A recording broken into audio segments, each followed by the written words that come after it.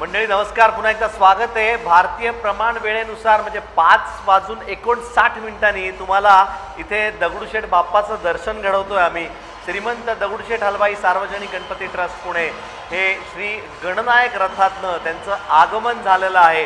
ते लक्ष्मी रोडवरती 6 वाजलेले आहेत जवळपास आणि शब्द दिला होता दगडूशेठनी आपल्याला की 4 वाजेपर्यंत आम्ही आमची जागा सोडून मिरवणुकीत सामील होऊ।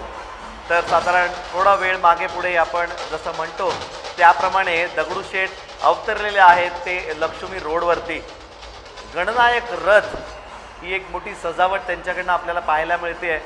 यंदाच्या वर्षी ते लुकलुकते दिवे नाही आहेत, त्याची जागा LED घेतलेली आहे, जे की रंग बदलत आहेत आणि त्यामुळे असं विलोभनीय असं दृश्य आपल्यासमोर आत्ता आहे।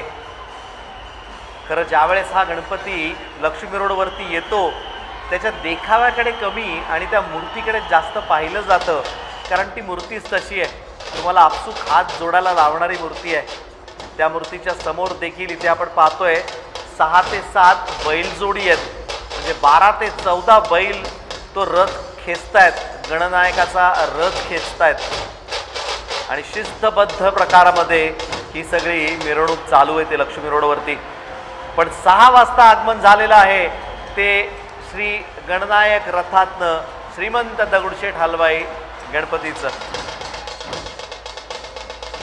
महाराज तुम्ही आहात भाग्यवान समजतो मी स्वतःला आणि तुम्हाला देखील की तुम्ही याची डोळा याची देही दगडूशेठचं दर्शन घेताय लाईव्ह।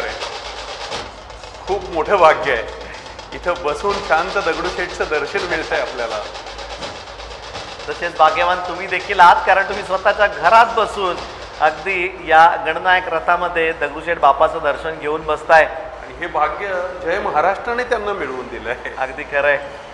ही मिरवणूक पूर्ण लाईव्ह आम्ही घेऊन येतो तुमच्याकरता जय महाराष्ट्रवरती, त्यामुळे कुठेही जाऊ नका। याच्या पाठोपाठ येणार आहे ते मंडई मंडळ, त्याच्या पाठोपाठ असणार आहे ते भाऊसाहेब रंगारी मंडळ। त्यामुळे ही मिरवणूक इथे संपत नाही मित्रांनो, अजून पुण्यातले खूप सारी मंडळ यायची आहेत ज्यांचं दर्शन आम्ही तुम्हाला घडवणार आहोत। पण सध्या लक्ष केंद्रित करूया ते दगडूशेठ बाप्पावरती। या झुमरांविषयी आपण खूप नेहमी आणि वारंवार चर्चा करत असतो की झुमरं ज्या पद्धतीने लटकवली जातात, कुठच्याही प्रकारचं झुमर कधी आजपर्यंत तुटलं फुटलेलं नाही आहे। श्री मारणे ही त्याची व्यवस्था लावतात। कात्रज विभागात राहणारे मारणे यांच्याकडे खरं त्याची जबाबदारी असते की मोठी झुमरं जेव्हा गणपती 11 दिवसाकरता 10 दिवसाकरता तिथे बसवला जातो त्या मंडपात देखील असतात। आता देखील आपण पाहतोय गणनायक रथावरती ती झुमरं तुम्हाला दिसत आहेत। पण निलेशई यावर्षी छोटे लुकलुकते दिवे दिसत नाही आहेत, त्याची जागा LED घेतली आहे। थोडंसं टेक्नॉलॉजी इथे पण मॅनेजमेंट सुरू झालंय। बरोबर, रंग बदलणारे LED आपल्याला सर्व बाजूने दिसत आहेत त्या गणनायक रथाच्या। कदाचित गणेश सुचवतायत आपल्याला, काळानुसार आम्हीही बदलतोय, काळानुसार तुम्हीही बदला आणि अजून छान व्हा। अगदी खरं आहे, बदल हा सृष्टीचा नियम आहे आणि तो तुम्हाला आत्मसात केलाच पाहिजे, फक्त तो चांगला व्हावा ही पण गरज आहे, नाही का? खरं अप्रतिमाची मूर्ती आणि त्यावरती असलेले हे इतके सोन्याचे दागिने, रूपच वेगळं असतं या बाप्पाचं। शेवटच्या दिवशीला ज्यावेळेस लक्ष्मी रस्त्यावरती येतो त्यावेळेस हा बाप्पा आणि याचं दर्शन हे सगळं गणितच काही और असतं। या दरम्यान कसबा गणपतीचं विसर्जन देखील झालेलं आहे। मनाचा 3रा गणपती आहे त्याचं देखील विसर्जन झालेलं आहे।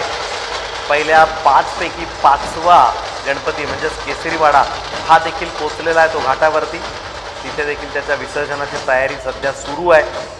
नटेश्वर घाटावर तांबडी जोगेश्वरी बाप्पाचं विसर्जन थोड्याच वेळापूर्वी झालं देखील होतं, तेही आपण पाहिलं।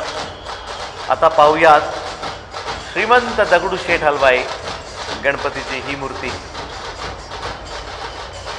वेळ लागणार, या बाप्पाला पुढे जाऊ दिलं जाणार नाही, कारण ह्याच्या समोर महासागर असणार आहे तो इथे जमलेल्या सगळ्या भाविकांचा।